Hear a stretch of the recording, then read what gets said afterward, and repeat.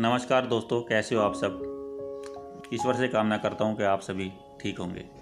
दोस्तों, कई बार हम जानबूझकर किसी के बहकावे में आकर गलत काम कर देते हैं, जिसका पछतावा हमें बाद में होता है। आज इस बहुमूल्य कहानी से हम जानेंगे कि जीवन में गलत काम को करने से कैसे बचें, क्योंकि आज जो हम करते हैं उसी का परिणाम हमें भविष्य में देखने को मिलता है। और यह आपने अपने आसपास के जीवन में भी देखा होगा कि कोई व्यक्ति गलत काम करता है तो उसका नतीजा भी गलत ही होता है। नारायण पंडित अपने समय के विद्वानों में सबसे अधिक विद्वान और पूजनीय थे। नगर के बाहर जंगल में उन्होंने अपना आश्रम बना रखा था, जिसमें दूर दूर से विद्यार्थी पढ़ने आते थे। पंडित जी के आश्रम में किसी प्रकार का भेदभाव या ऊंच नीच नहीं होती थी। राजा का बेटा हो या रंग का, सभी को समान रूप से शिक्षा दीक्षा दी जाती थी। पंडित जी के एक ही पुत्री थी जो तेजी से युवा अवस्था की ओर बढ़ रही थी। पंडित जी चाहते थे कि जल्दी से जल्दी योग्य वर ढूंढकर उसका विवाह कर दें और इस फर्ज से मुक्त हो जाएं। उनकी बेटी बड़ी सुशील और बुद्धिमान थी।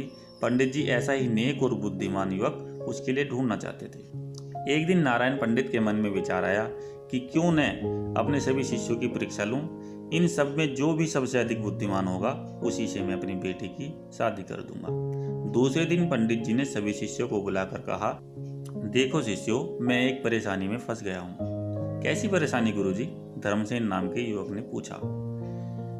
बात दरअसल ऐसी है, मेरी बेटी विवाह के योग्य हो गई है और आज तक उसके विवाह के लिए मैंने कुछ भी बचा कर नहीं रखा। अब शीघ्र ही मुझे उसका विवाह करना है, जिसके लिए वस्त्र और आभूषण चाहिए। इसमें चिंता की क्या बात है गुरुजी? एक युवक ने कहा। मेरे पिताजी नगर सेठ हैं, आपके एक आदेश पर मैं हजारों स्वर्ण मुद्राएं लाकर आपके चरणों में डाल सकता हूँ। नहीं नहीं गुरुजी, आप मुझे आदेश दें, मैं इस राज्य का युवराज हूँ। आपके इशारे पर मैं आपके कदमों में धन का ढेर लगा दूंगा।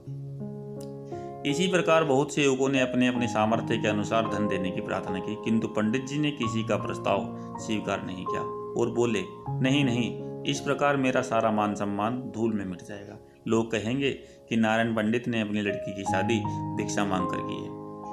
फिर आप ही कोई रास्ता बताइए गुरुजी, इस समस्या का समाधान कैसे हो? एक युवराज ने कहा।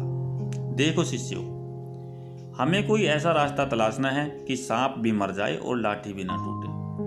तुम सभी थोड़ा थोड़ा सामान जहां तहां से चोरी करके ले आओ, मगर इस बात का ध्यान रहे कि इस चोरी का पता किसी को चलना नहीं चाहिए। अगर दाएं हाथ से चोरी करो तो बाएं हाथ को पता न चले कि क्या चुराया है। यह चोरी एकदम गुप्त होनी चाहिए। इस प्रकार तुम्हारे गुरुजी की लाज बच सकती है। आप चिंता न करें गुरुदेव, सभी शिष्यों ने एक साथ कहा, हम ऐसा ही करेंगे। इस प्रकार सभी शिष्य अपने अपने प्रयासों में लग गए। जो भी शिष्य कोई वस्त्र या आभूषण चुरा कर लाता, वह चुपचाप पंडित जी को दे देता। कुछ ही दिनों में गुरुजी के पास ढेरों चीजें इकट्ठी हो गई। हर शिष्य द्वारा चुरा कर लाई गई वस्तु पंडित जी अलग अलग रख रहे थे। कुछ दिन गुजर जाने के बाद पंडित जी ने देखा कि लगभग सभी शिष्य कोई न कोई चीज चुरा कर ले आए हैं, मगर धर्मसेन नाम का युवक आज तक कोई चीज नहीं लाया। एक दिन उन्होंने सभी विद्यार्थियों को एकत्रित किया और बोले, धर्मसेन, हमारे हर शिष्य ने हमारी सामर्थ्य के अनुसार चोरी करके हमें कुछ न कुछ ला कर दिया है, मगर इतने दिन गुजर जाने के बाद भी तुम कोई वस्तु चुरा कर नहीं ला सके। क्या तुम नहीं चाहते कि तुम्हारे गुरुजी की चिंता दूर हो? चाहता हूँ गुरुदेव, दिल से चाहता हूँ। फिर तुम आज तक कोई चीज चुरा कर क्यों नहीं लाए? कैसे चुरा कर लाता गुरुदेव? आपकी आज्ञा ही ऐसी थी जिसने मुझे बार बार चोरी करने से रोका। क्या मतलब? नारायण पंडित ने पैनी नजरों से उसकी ओर देखा। अन्य शिष्यों ने भी चौंक कर उसकी ओर देखा कि गुरुजी ने स्वयं चोरी करके लाने को कहा था। फिर यह किस आज्ञा की बात कर रहा है? गुरुजी, धर्मसेन ने कहा, आपने ही तो कहा था चोरी करके लाना है, लेकिन इस चोरी का किसी को पता ना चले। यहाँ तक कि दायां हाथ चोरी करे तो बाएं हाथ को भी पता नहीं चले। हाँ कहा था, मगर इसमें क्या परेशानी थी? गुरुदेव, आपने ही तो हमें यह सबक सिखाया है कि ईश्वर सब कुछ देखते हैं। फिर ईश्वर से इस चोरी को गुप्त कैसे रखा जा सकता था? बस यही कारण है कि मैं आज तक कुछ भी चुरा कर नहीं ला सका। धन्य हो, तुम धन्य हो बेटे। नारायण पंडित ने शाबाशी से उसकी पीठ ठोक कर सभी छात्रों के सामने उसे सीने से लगा लिया और बोले, तुम मेरे सच्चे शिष्य हो। फिर अन्य शिष्यों से मुखातिब होकर बोले, देखो शिष्यों, मुझे इस बात की खुशी है कि तुम सब मेरे आज्ञाकारी शिष्य हो और तुम सब ने मेरी आज्ञा का पालन किया।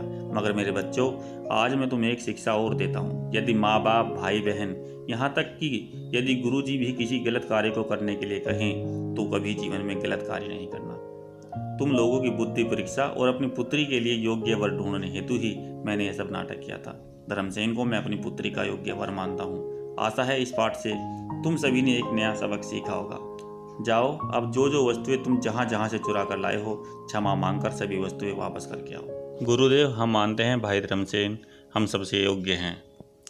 हम इसे गुरु जमाता के रूप में स्वीकार करते हैं, सभी शिष्यों ने एक स्वर में कहा और धर्मसेन को कंधों पर उठाकर खुशी से नाचने लगे। इस कहानी से हमें यह शिक्षा मिलती है कि चाहे आप कितनी ही मुसीबत में क्यों न पड़ जाएं, गलत कार्य कभी ना करो। किसी गलत कार्य को मत करो, चाहे आपके मित्र या परिजन ही क्यों ना करने को कहें। हमेशा अच्छाई के पथ पर बढ़ते रहने की कोशिश करो। आप सभी का इस कहानी को सुनने के लिए बहुत बहुत धन्यवाद।